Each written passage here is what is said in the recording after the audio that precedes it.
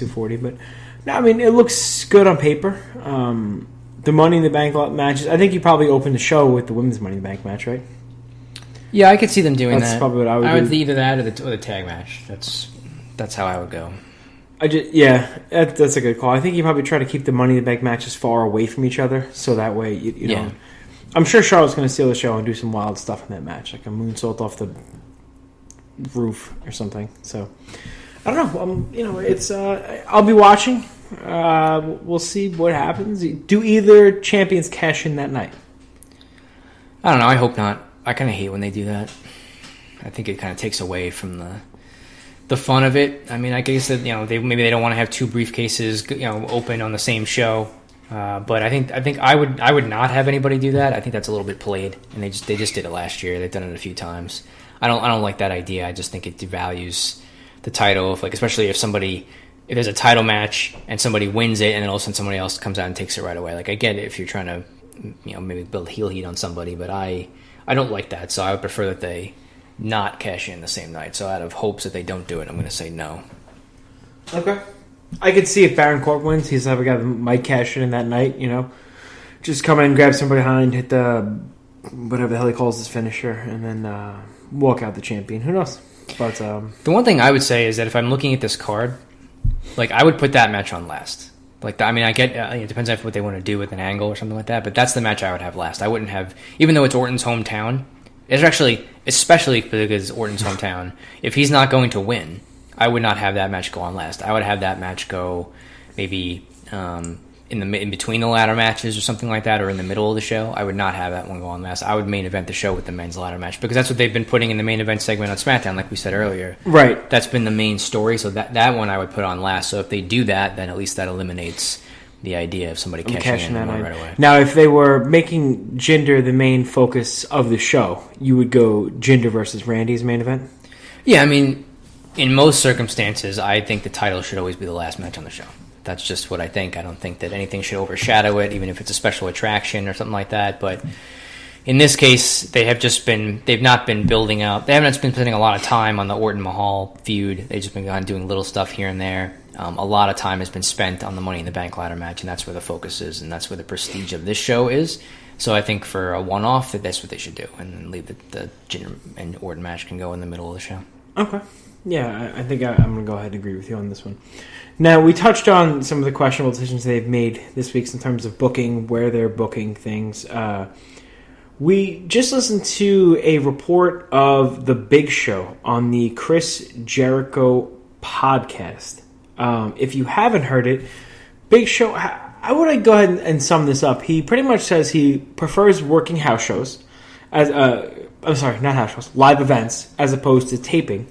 Because taping, you sit around all day and let me pull up the exact terminology here, because it's something that's probably not going to sit too well with upper management. They're just here we go.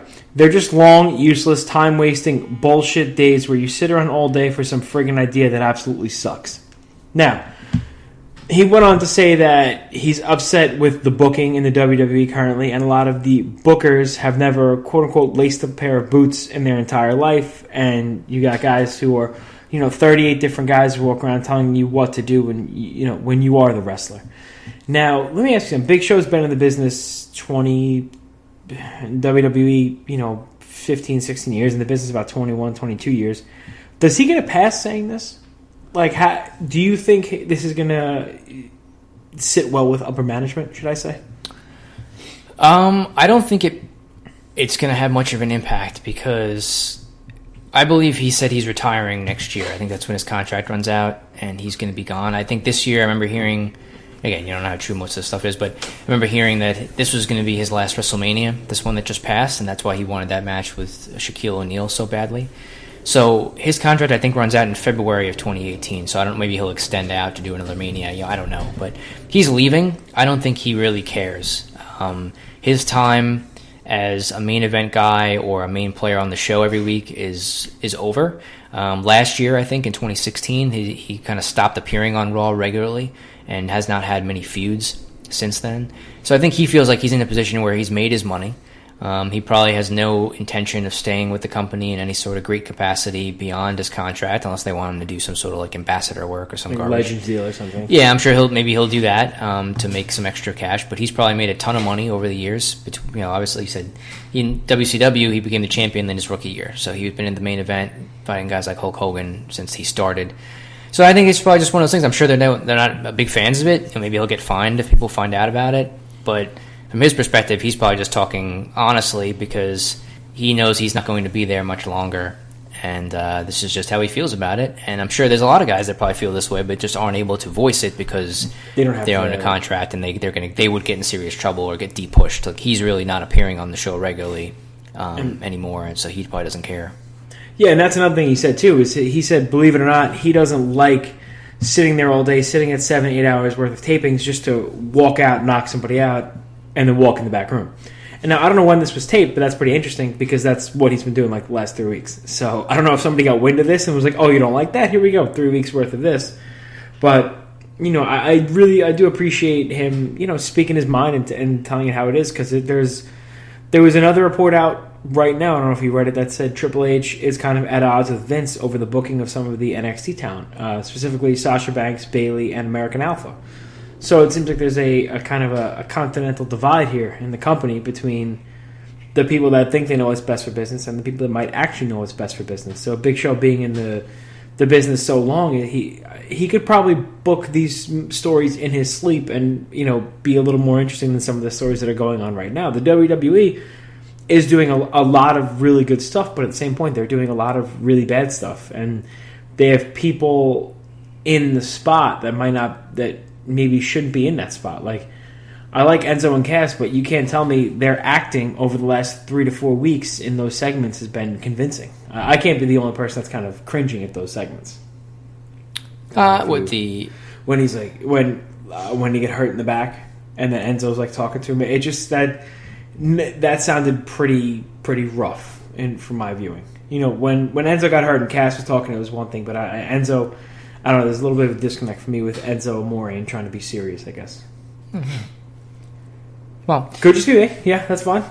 But there are a lot, I like the storyline, what they're doing on Raw with Enzo and Cass, and with the revival maybe, but then Big Show coming out. But I guess if you're the Big Show, you've been doing this for so long, and you literally sit there 7-8 hours to do 10 seconds worth of work, 15, maybe 5 minutes worth of work tops, and then you fly back home. So I don't know. I kudos to him for just speaking his mind and saying what's really on his mind, not worrying about what's going to happen to him. Because like you said, I'm sure there are plenty of other guys who do have to worry about what they say, and he's just like, whatever. I'm 44, 45, 46 years old, and it doesn't really matter what happens from here from him. Yeah. I wanted to ask you what your thoughts are on Raw. They mentioned, so Roman Reigns was not on the show this week, and then next week he's going to be making an announcement on his SummerSlam plans. And I wanted to get so I had a thought on what that was going to be. So I wanted to see what your take was, if you had any thoughts on what he's going to be doing or saying next week on the show with regards to SummerSlam. I put a lot of thought into that, and I'm going to let you know what my thoughts are on Roman Reigns right after this break and this word from our sponsor at Damage 365 Radio Network. Hey everybody, this is Ted DiBiase, the $1 Million Man, and you are listening to Damage 365 Radio. And remember, everybody's got a price for the $1 Million Man. We are back, and let me tell you something. Joe had just asked me what Roman Reigns' plans are for this summer. If I'm Roman Reigns, the guy has lots to say. It's the summer. It's hot. You're a good-looking guy. You get out there and, you show your wild oats, Roman Reigns. Now, in regards to wrestling, I maybe the Roman Express. He's going to do the Roman Challenge. I think that might be the next logical step for Roman Reigns. I don't know what the Roman Challenge. The Roman Challenge. Is that like the Rodney Mack 5-minute white boy challenge? Different than that? Man, no. That's the second time we've talked about this, and I think each time it gets worse. I feel great about that. I do. It's a good angle. I was there when it got broke. Who broke it? Chris Masters? Goldberg. Wow. God, Bill Goldberg. Breaks a lot of streaks. Roman Reigns. What could he possibly be? What is he going to tour America on a bus? US of A? I don't know. What is Roman Reigns going to do? He's going to put his name in the hat for... I got nothing. I really have no idea. I didn't even know that was a thing. I got to be honest with you. I'm just spitballing here. I watched most of Raw, and I didn't even notice he wasn't on Raw. That's where... So maybe he's going to take the summer off.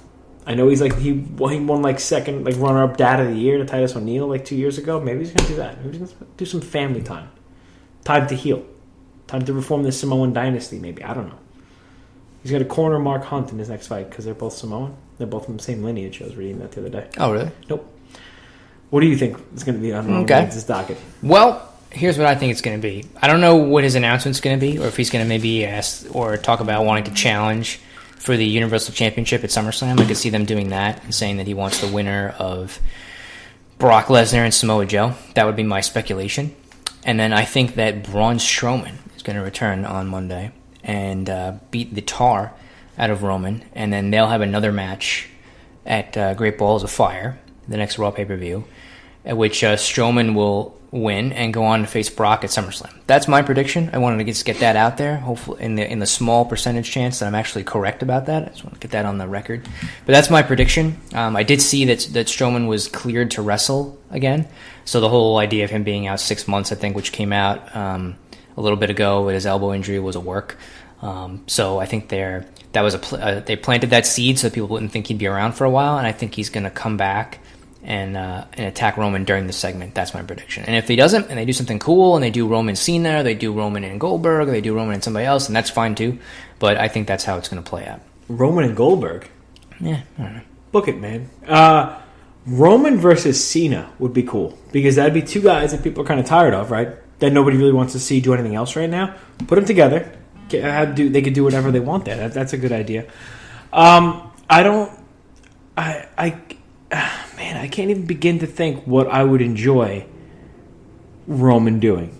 And I feel bad to say that, but the main event picture on Raw right now is awesome. Samoa Joe versus Brock Lesnar. That segment, I don't know but for you, but for me, that was an awesome way to start Monday Night Raw. Yeah. Yeah, I was going crazy for that. I think they need to let them do their thing. I think interjecting a Braun Strowman into that segment or something is going to ruin it for me. So let them have their match, and that'll be awesome. Roman Reigns, he's done it all with everybody there. I mean, who on Raw hasn't Roman worked with a lot? Worked with a lot? Yeah, pretty consistently. I would say Finn Balor. He's not worked with a lot consistently. There we go. That's good booking. He's not worked with Samoa Joe very much. I think they had like maybe one match, maybe two at most. So those guys, I guess. Obviously, he's worked Rollins a lot. He's worked Bray Wyatt a lot. He's worked Strowman some. He wrestled Lesnar, I think, a couple of times, maybe I think one-on-one, and then the triple threat, maybe once or twice. So I think those guys are the ones that, Balor and maybe Joe are the ones that he hasn't worked a lot in terms of extended feuds. And I guess Miz as well. The rumor was that he was going to go into an IC title feud with Miz at some point later this year. So I don't think they've had an extended feud. So maybe they would dive into that. That would be cool. I would really like to see a Miz Roman feud. Call me crazy. I'm actually liking the Miz Ambrose feud. How do you feel about that? I know you weren't very high on it. We both kind of dogged it because of how much they worked together on SmackDown. But I think they're doing a lot for this feud to make it a little bit different on Raw. I think their matches have been okay. I thought the build-up to the pay-per-view match last month, or actually a couple weeks ago for Extreme Rules, wasn't bad. Since the pay-per-view of Extreme Rules where Miz won, I don't think it's been good. I'm digging the teddy bear gimmick. Oh God! I'm all about the teddy bear gimmick. I'm all about the Ambrose creating a rift between Miz and Maurice kind of thing, inadvertently. I think that's gold for some reason. And I'm pretty negative on WWE. I'll be the first one to tell you I'm incredibly critical, but I think they're adding a different spin on this. I think it's always been Miz and Maurice versus Ambrose. Now, if it just, if Ambrose is going to create that rift, and it's going to be Miz versus Ambrose, and Ambrose is going to get the title back because it's a one-on-one. That's something a little bit different, but I don't know. I like what they